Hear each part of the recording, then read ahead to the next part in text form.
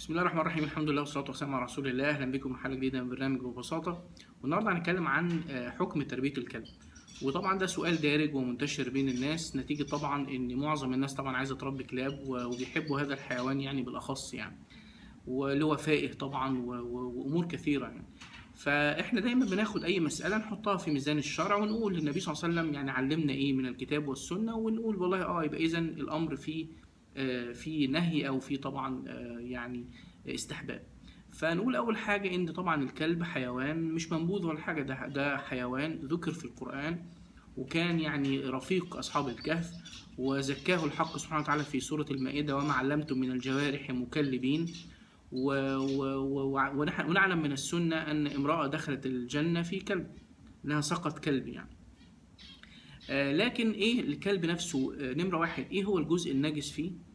ونمرة اتنين، هل يجوز تربيته ولا لا؟ الجزء الأولاني أن النبي صلى الله عليه وسلم قال: إذا ولغ الكلب في إناء أحدكم فليغسلهن سبعا فليغسلهن سبعا، أولهن بالتراب، وفي رواية آخرهن بالتراب. يبقى إذا ولغ الكلب بلعابه فليغسلهن سبعا، معناها أن لعاب الكلب هو بس اللي نجس، أما شعر الكلب وجسم الكلب وكل الكلب كله ليس بالنجس، يبقى النجاسة فقط في اللعاب.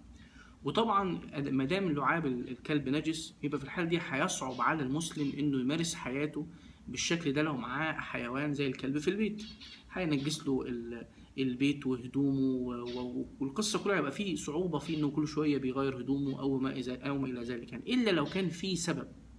والسببين الوحيدين اللي في السنه هم الصيد والحراسه.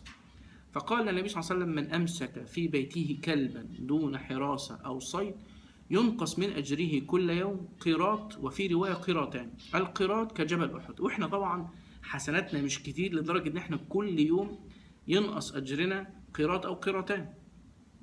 والنبي صلى الله عليه وسلم لما يكون عايز ينبهنا عن شيء يعني عظيم وخايف علينا فيشدد في الحديث، فينقص من أجره قيراط أو قيراطين. ده موضوع صعب جدا.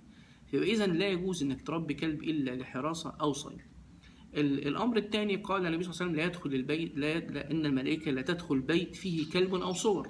يبقى الملائكة لا تدخل هذا البيت. يبقى إذن أنا ما أقدرش أحكم في الأمر إلا لما ألم كل الأدلة دي. يبقى لعاب الكلب بس هو اللي نجس. الكلب حيوان ربنا كرمه في القرآن، لا يجوز تربيته إلا للصيد أو الحراسة، وإن الملائكة تدخل بيت فيه كلب أو صور. يبقى إذن أنا واجب علي كمسلم أن أقول سمعنا وأطعنا، وأن أنا ألتزم بهذا الأمر ولا أفرقه. أقول قولي هذا وأستغفر الله العظيم لي ولكم. سبحانك اللهم وبحمدك، أشهد أن لا إله إلا أنت، أستغفرك رب وأتوب إليك. السلام عليكم.